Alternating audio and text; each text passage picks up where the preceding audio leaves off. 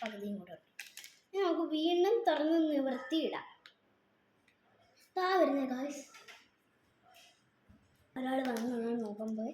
അപ്പോൾ നമ്മുടെ ചിക്കൻ ഈ പരുവായിട്ടുണ്ട്.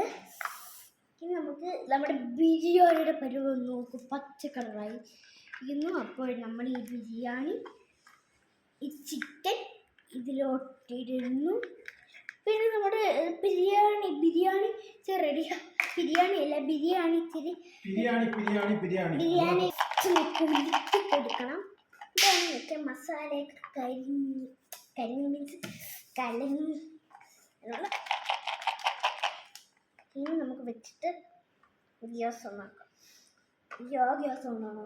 ഈ ഗ്യാസ് ഓഫാക്കി ഈ ഗ്യാസ് ഓണാക്കാം.